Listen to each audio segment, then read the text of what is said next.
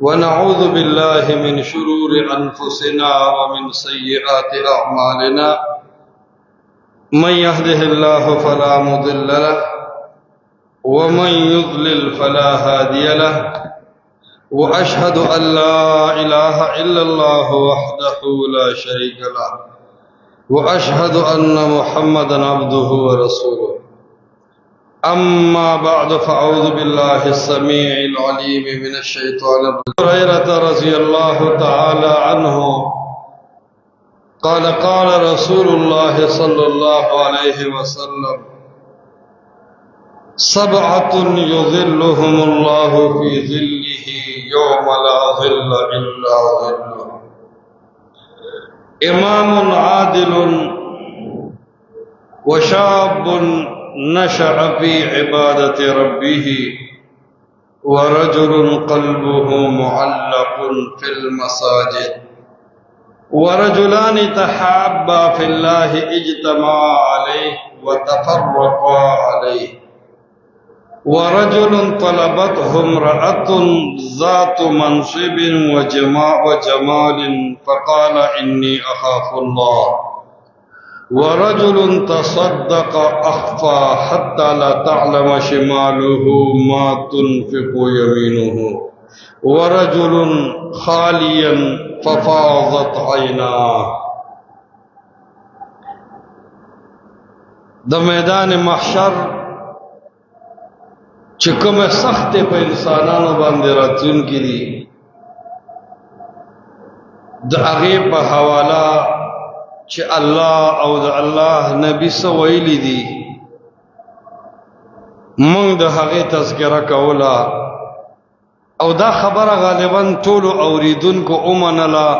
چې په ورځ د قیامت ډېرې سختې او هیبتناکې مرحلې د آدم په بچي باندې را روانې دي د انسانانو د هوش به پته نه لګي زما استا هر گناه ته به عملی جامه اچولی شوی وي او هغه به د خلو په شکل کې زما استا د هلاکت سبب جوړ شوی وي د الله نبی وی په دې خپل جون کې داسې عملونه وکا چې هغه میدان محشر دستا سم شي او ته د دغه ورځې د تکلیف نه بچ شې دی وجه د دنیا په جون کې خپل زندگی د هغه انسان د چې هغه نیکي کوي او ځان د ګناهونو نه بچ ساتي دا ټولو نه خپل انسان دی په دنیا کې نور څه نشتا د دې بنگلو پسې مکیږي د دې پراپرټي خزو پسې او حسن پسې او بچو پسې مکیږي د دنیا جون په خيسته عقیده باندې خپل کا د دنیا جون په خپل عملونو باندې خپل کا الله تعالی په سوره نمل کې 9 نمبر آیت کې فرمایي من جاء بالحسنه فله خير منها ارغ سړی او خزا هر ځوان او بوډا جاء بالحسنه چې سمد منی کی د الله دربار ته رو رسولا رب کریم فرمایي فله خير منها دل بددی خیستنی کې په بدل کې ډیر غورواله ورکړي او الله فرمایي دنیا کې چې چا ژوند نیکو سره تیر کو د عقیدی اصلاح د عمل اصلاح گاونډي سره خصلو د مور او پلار احترام د غریبانو په سر باندې لاس د کندو یتیمانانو خیال ساتلې په سنت باندې عمل کړي د بدعاتو نزان ساتلې چا چې دا نیک نیک عملونه کړی دي من جاء بالحسنه فله خير منها دا نیک عملونه چې کړی دي رب کریم فرمایي وهم من فزع يومئذ امنون د قیامت د ورځې د یو لوی وحشت او د یو لوی پریشانای نه به رب کریم فرمایي زه ته په امن کما نو دا ډیره غټه خبره ده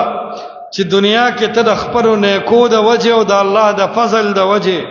د قیامت دغه سخت نه بچ کیږي نو دا پتا باندې واقع د خپل رب العالمین یو ډېر لوی احسان دی او دا بنیادی خبر هم ده چې انسان د قیامت د سختو نه بچي دغه پریشانه د حالات ور د انسان بچي دا د انسان لویه کامیابی ده. او بیا په دنیا کې داسې اعمال د الله نبی بیان کړی دي چې څوک په هغه اعمالو باندې ژوند تیری الله به د قیامت پرس د عرش د سوري لاندې کی او د قیامت د سخت نه به بچ کی. الله دې مونږ ته د عرش د سوري لاندې ځای راکړي او الله دې د قیامت ته د یقیني سخت نه مونږ بچ کی. د چا چې کور رواني او پنکه ورکړنی یا د لانټرو د پوخ کور پروګرام نه دا د اړ ګرمي او د شکال ګرمي پاغه څنګه تیریږي د دین ورنه او د دې دوپ نه او د دې ګرمۍ نه او د دې لوډ شټینګ نه هغه څومره پریشانه ده. قسم بالله چې د هغه جهنم یو انسان دی دنیا ور تراشي وای د دنیا په ور کې باغه د خوب ورشي دا به آرامګاو مومي. نو د هغه سختو کې هغه مشکلاتو پریشانو کې د نجات د پاره د الله نبی اعمال خود لیدي دا اعمال بزان کې راولي او د میدان محشر د سخت نه وزن بچ کې. فرمایي صحیح حدیث کې راځي امام بخاری دا حدیث نقل کړی دی پر روایت د ابو هريره سره مرفوع روایت د 660 نمبر دی. کتاب الاذان کې په باب تړلې باب من جلس فی المسجد ينتظر الصلاه چې د الله نبی فرمایل سبعه يظلهم الله في ظله يوم لا ظل الا ظله. وکسان داسې دي چې الله کریم به د عرش د لاندې په داسې ورځ کې ځای ورکي چې بې دغه یو سوري نه به په تمام میدان محشر کې بل سوري چاته ملاو نشي. څو کسان دي؟ و کسان چې دی و کسانو لبه الله د عرش د لاندې ځای ورکي د سوري لاندې. یو تابعی دی خپل زندگی د دې حدیث لاندې تیر کړی و د دې حدیث په هر جز به عمل کو او بار بار به داوي چې زه د قیامت په دې سخت ورځ د الله د عرش د سوري لاندې پناه نیسم غواړم. او الله خپل نبی ته ویلي دي او یاد ساته په صحیح حدیث چې یو خبره ثابت شوه دا به مونږ داسې کاره د رسول الله خبره ګڼو لکه قرآن چې د الله خبرې. په دې معاشره کې د انکار حدیث مهنت شوه دی عوامو نه دا خبره مونږ اوروي اول قرآن دی او بیا دویم نمبر حدیث دی. دا د زهر قاتل په شانته خبره ده چې اول قرآن دی او بیا حدیث دی. نه قرآن او حدیث اول دی یو پدې کې اول نه دی او یو پدې کې دویم نه دی دواړه اول دي. قرآن او حدیث دواړه زمونږ دین دی. من یطع الرسول فقد اطاع الله چا چې د پیغمبر اومنل لکه چې د الله یې اومنل چا چې حدیث اومنل لکه قرآن چې اومنو. دا ډیر غلط سوچ دی اول قرآن دی او بیا حدیث دی. نه قرآن او حدیث د ټولو اول دی. دې کې دویمواله شراولینو طبيعه نور نقصان کې بیا بل رضوی وای څومره عقاید د دین چې دی نو په دې کې صرف قرآن او قطعی دلیل چلیږي حدیث پکې نه چلیږي. رواني ته خبره بوزي دی د وجه د دې رواني د وجه دی وای اول قرآن دی او بیا حدیث دی. دې کې دویم شیطانی دا پرته ده چې کله ته دا اومنل چې اول قرآن دی او بیا حدیث دی نو تا ته وی حدیث خو اسم دویم نمبر دی کنه وی آو وای چې کله مطلق د کتاب الله راشي نو خبره واحد صحیح چې ارسمره مضبوط شي وای دغه دومره طاقت نشته چې د کتاب الله مطلق مقید کی یا په عام کې تخصیص پیدا کی یا د خاص لپاره بیان واقع شي یا دغه د قطعیت برابر زور راشي. نه د الله د نبی په دی اخبار احادو کې وی دومره زور شته چې دا د قیاس مقابل حجت ګرځولي شي. وی چې د ابو هريره او د انس ابن مالک وندا غیر فقيه راویانو په خلا د رسول الله خبرم نقل شي کنه وی په عقل پس تل بخي خد الله د نبی حدیث چې د ابو هريره او د انس ابن مالک په خلا نقل شو وی د داسې حدیث نه خو سړی خپل عقل پس لړ شي وی د عقل پس تل تخري دا زهر ولې وکړل تاله مخ کې ذهن جوړ کی بیا ول قران دی او بیا حدیث دی بیا ټکی دومره نقصان کو وینا زما رب په قران کې ویلي دی من یطع الرسول فقد اطاع الله چا چې د رسول الله حدیث اومندو لکه چې د الله د کتاب آیت اومندو چا چې د رسول الله په یو حدیث عمل وکړو لکه د رب په قران چې عمل وکړو دا فرق وای تا ته چاره استری زما پیغمبر صرف نبی نه دی زما نبی ته الله د حاکم حیثیت ورکړی دی او فرمایلی دی فلا وربک اے محمد استا پر رب می دی قسمی لا یؤمنون حتا یحکموک فیما شجر بینهم د آدم د یو بچی ایمان تر هغه نه دی قبول تر سوی چې څنګه قران حاکم ګڼل دی دغه سي ته حاکم نه ګڼل مؤمن نه دی پیغمبر حاکم دی د حاکم خبره دویمی گاولی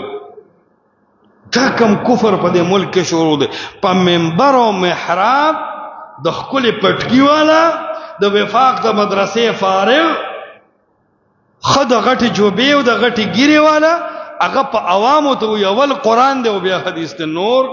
مونږ بلا خبره قران کې مندلی دي داخله قران منلو تم تیار نه دي خود حدیث وهلو د پاره دی د قران سهارا اخلي ارمون کې حدیث وي او زما په نسب معیار قران دی او قران خو قطعی دی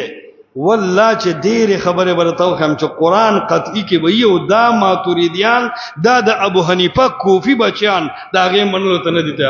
الله فرمایي چې ثم استوى على العرش الله د عرش نه بره دی قسم دې وي الله عرض دی دې قطعی قران ته نه دی تیار دی قران صفا ویل دی فزادتهم ایمانا ایمان کې زیاتی او کمی راځي دا د قران قطعی خبره ده دی ټیم کې د ماتوریدی بچی او د ابو حنیفه کوفی بچی دی ته نه دي تیار چې په دې مسله کې قران ومني عرض دا چې صحیح حدیث کې د الله نبی فرمایلی دي ما دې پس خبره کوله چې د الله نبی فرمایلی دي چې وو کسانو له الله د عرش د سوري لاندې ځای ورکی په دې خبره به زمون د یقیني لکه د قران په خبره کې یقین دي دا اعمال بزان کې راولو د دې د وجب الله تعالی مونږ له د عرش د سوري لاندې ځای راکی یو د الله نبی فرمایي امام عادل انصاف پسند بادشاہ عادل بادشاہ چې کوم بادشاہ کې عدل او انصاف دی دا سي عادل او انصاف پسند حاکم او بادشاہ او امیر المؤمنین د مسلمانانو دی به د قیامت په ورځ د عرش د سوري لاندې محمد رسول الله فرمایي سبعه يظلهم الله في ظله يوم لا ظل الا ظل صحیح حدیث د بخاری 660 پر روایت د ابو هريره کې نقل دی چې د الله نبی فرمایي په کوم ورځ چې تمام دنیا با دو تانبی وی اور نور به انتهایی راخکته وی او تمام خلق به بربند وی سرتور سر خپیب لخپیب وی په دغه ورځ به انصاف پسند بادشاہ د الله د عرش د سوري لاندې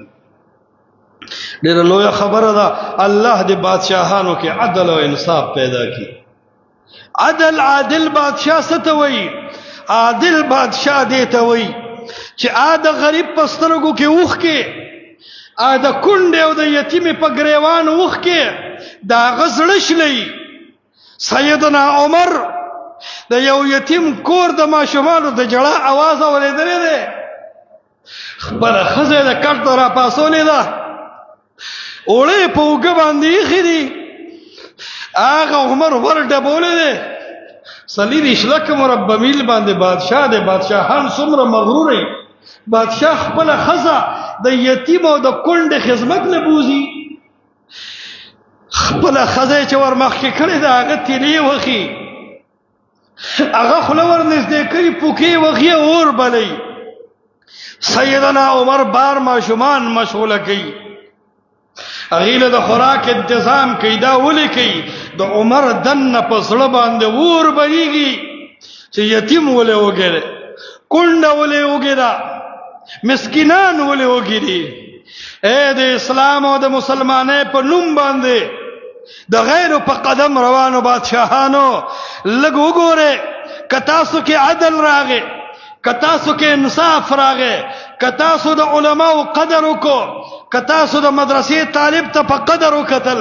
کتا د غریب نه ظلم ختم کو، کتا د یتیم او مسکین په سر باندې لاس کې خودو د نن نه 1400 کاله مخکې محمد مصطفی د ستا په حق کې ویلي دي امام عادل، کنن دې په دې غریب مسلمانانو باندې رحم وکړو، سبا په هغه سخت سوراړه میدان کې به الله د خپل عرش د سوري لاندې سوري درکړي. نو خو که یو پکې لګ د سړیتوب بچي راځي الګ صد انصاف د عوامو خبره کوي، نو بس داغه خو جیل ځای دی. نو دلته خو عجیبه حال شروع دی چې کوم ښه نمبر ټاپ حرامي او نمبر ټاپ زنديق وي او خود عوامو نه چمړه وباسي، د غریب او مسکین په درد نه درديږي، د عالم او د مدرسې او د اسلام قدر وسره نه، هغه خپ سفر لیټي او ډګر سره په بر روان دي. او کچا کې څه قدر د مسلمان د یو الله او د رسول والا د مدرسې او د مسجد قدر وي،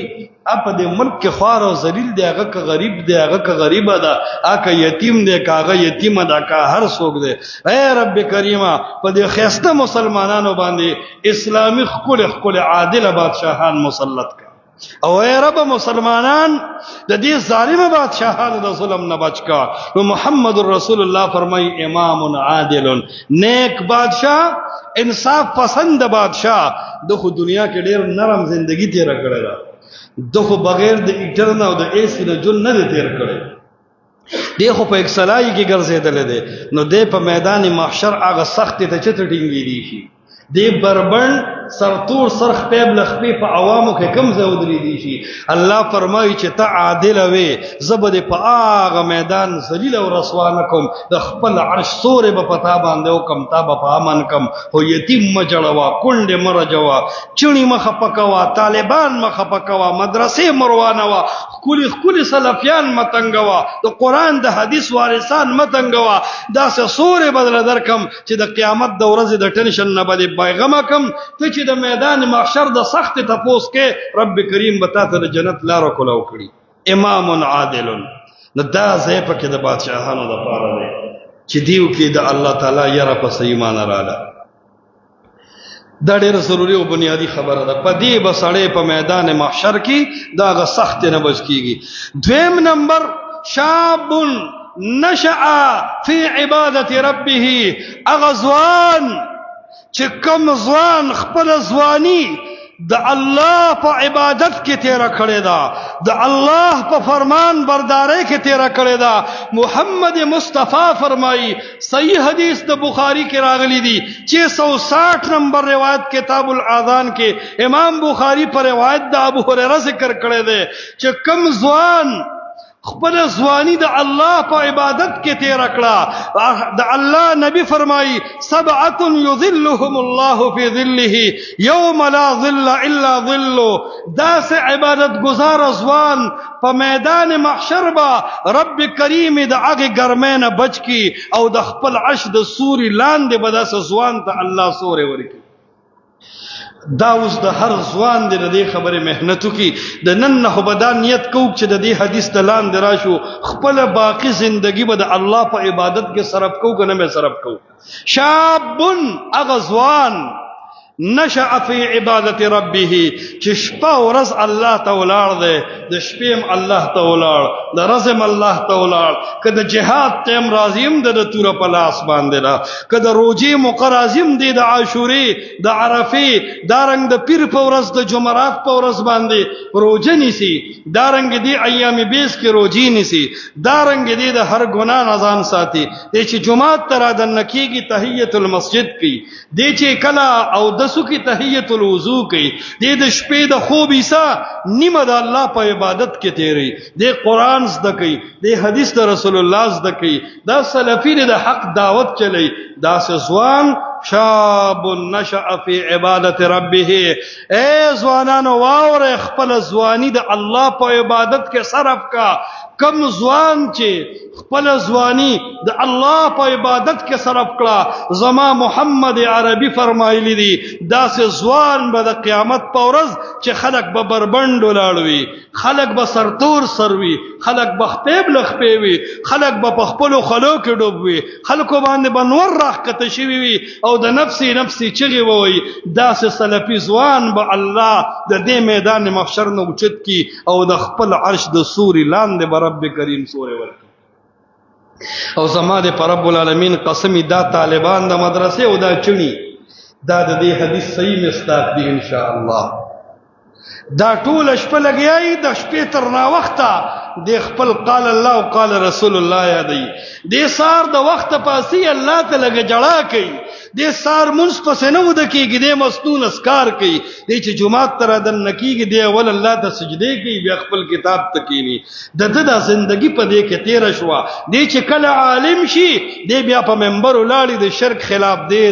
د بدعت خلاف دی ولاړ دی، د زنا خلاف دی ولاړ دی، د سود او کرپشن خلاف دی ولاړ دی، د طاغوت خلاف دی ولاړ دی، د جیل تور تنبو ته دی ولاړ دی، د عیسائی او د امای کیمرې د ته مخامخ دي، ظلمونه او ستمونه د ته مخامخ دي. اے طالب العلم، اے سلفی بچیا، اے چڼو، اے علماء، قسم بالله د دې حدیث مصداق کې شاب نشأ فی عبادت ربه، اغه ځوانان دي د عالمان چې دي د الله په عبادت کې لوي شو، په دې حال ولا مرګ راغلی. نو دا دویمه سلسله ده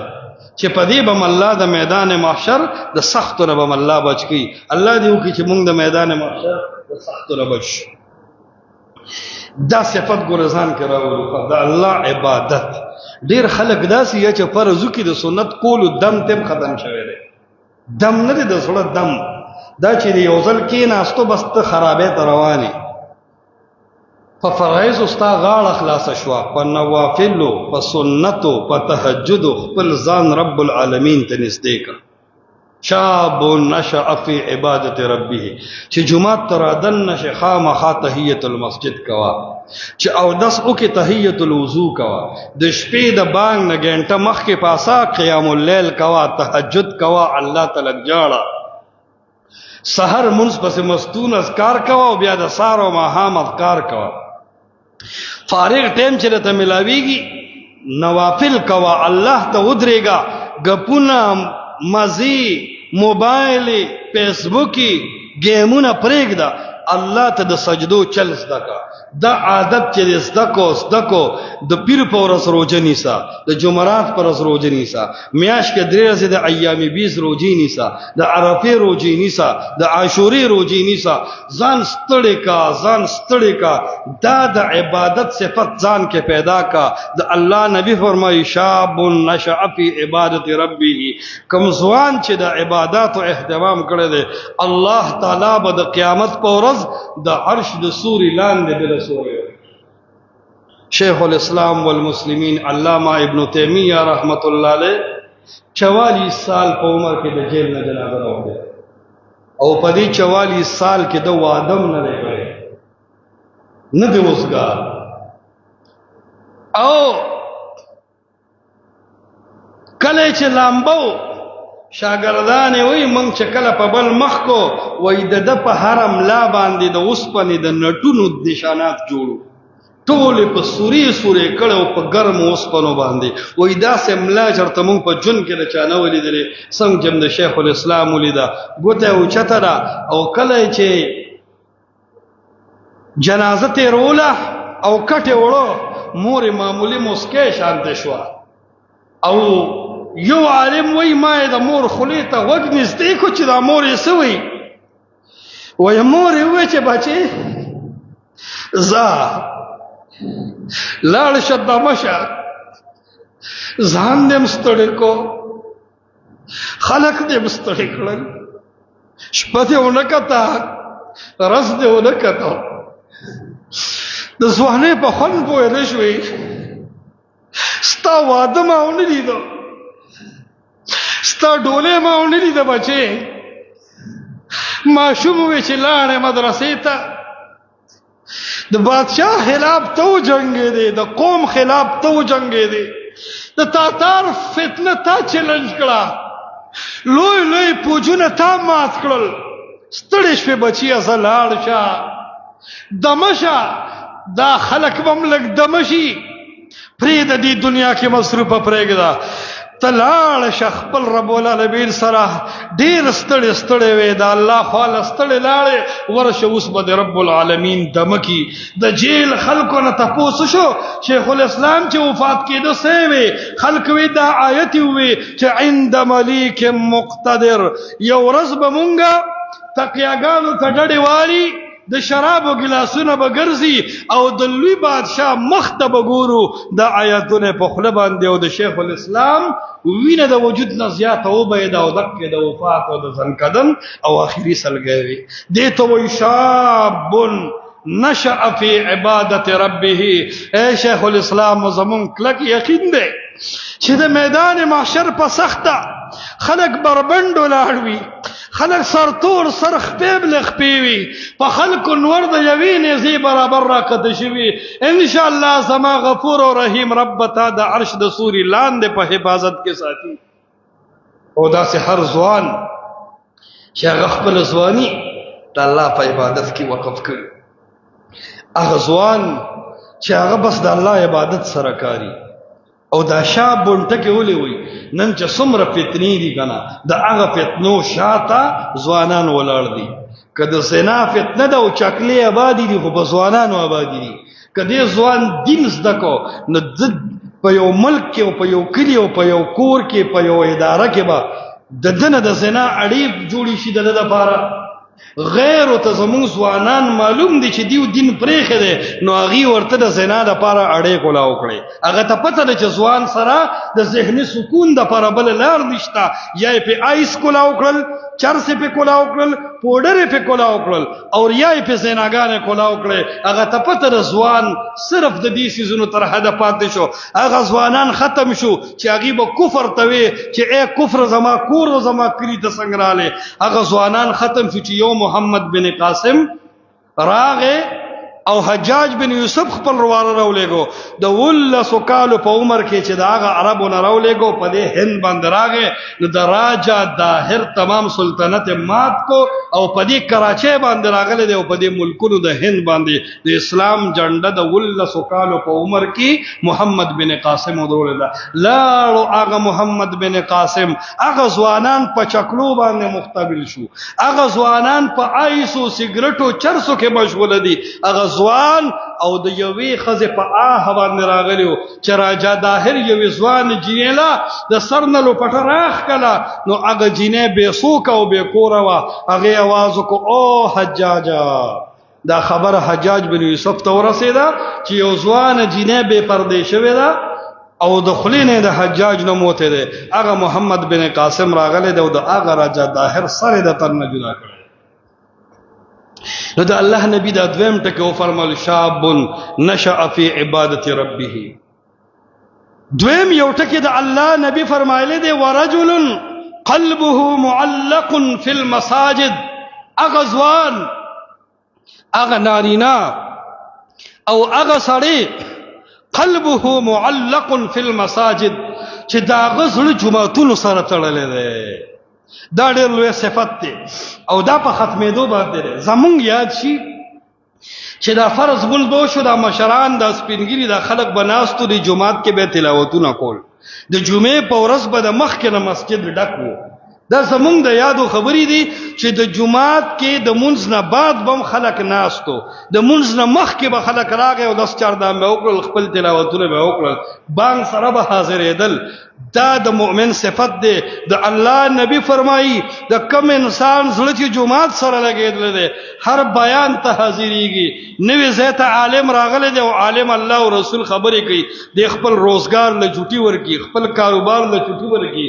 ځان جمعات ته راسي تکبیر اولات نفوت کیږي د تحیت الوضو تحیت المسجد احکامات ژوندۍ کوي د الله نبی فرمایي صحیح بخاری کې حدیث ده ابو هريره نے نقل ده کتاب الاذان کې امام بخاری راوړل ده چې سبعه یذلهم الله فی ظله او کسانو لبا الله د میدان محشر پاغه سخت نور کې د عرش د سوري لاندې سوري ور کوي د اغین یو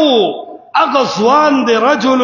قلبه معلق فی المساجد چې دا غزړه جمعتونو سره لګیدل دي سمو خیال نن بعد با د دې حدیث د حاصلولو د پاره او د قیامت د سختۍ نه د بچ کېدو دپاره او د عرش د سوري لاندې د ځای حاصلولو دپاره به خپل زړونه جوماتونو سره لګو که نه به لګو دا ګوره نیت وکړئ دا حدیث هسې تیر نه شي دې له د نن نه عملي نیت ورکړئ عملي نیت چې بایی زه به د جمعې خطبې له د امام نه مخکې ورځم زه به تکبیر اولی له خامخا ځان رسوم زه به د تکبیر اولی نه مخکې تحیت الوضو تحیت المسجد کوم دا نیت وکړه د ژوند اکثره حصه مساجدو کې تېره کړه د الله نبي فرمیلی دي په ځمکو کې غوره ځمکه د جوماتونو ده او په ځمکو کې بدترین او د شر ځمکه د بازار ځمکه ده ته وګوره نن سبا ستا زندګي په بازار کې ډېره تېرېږي که په جومات کې ډېره تېرېږي د الله نبي فرمایي ورجل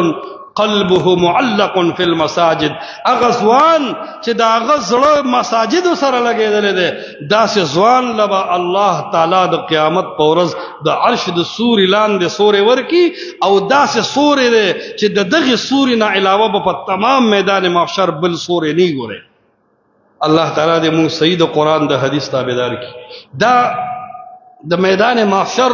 د سختونو د بچ کېدو لپاره اعمال ذکر شو لومبي عمل نیکه ذکر شو نیک عملونه کوا نیک عملونه کوا الله فرمایي وهم من فزع يومئذ آمنون د قیامت د ورځې د ټینشن نه به زه یو طرف ته کم نیکه کوا نمبر 2 امام عادل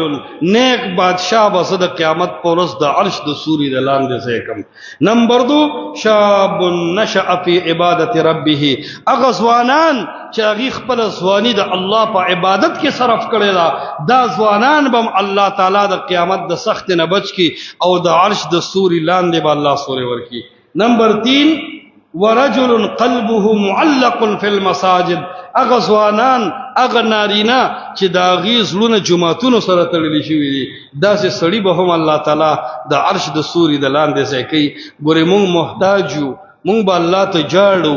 مونږ به الله تعالی ته منت او زاری کوو مونږ به الله ته د خپل سر په خړه خوره باندې ږدو مونږ به الله ته ټیټیږو د دې یو سوال دپاره چې ای ربه زما دا د غوښې نه جوړ بدن دا د نرمې سرمنې او د پستې غوښې نه جوړ وجود دا د میدان محشر نور ته د ټینګې نه دی ای ربه زه درته جاړم ای ربه زه درته منت کوم چې ماله د خپل عرش د سوري لاندې سوری راکړه الله تعالی دې زمونږ او ستاسو ګناهونه معاف کړي او الله دې صحیح عقیدې د قرآن او د حدیث باندې د عمل کولو توفیق راکړي اقول قولي هذا استغفر الله لي ولكم ولسائر المسلمين واخر دعوانا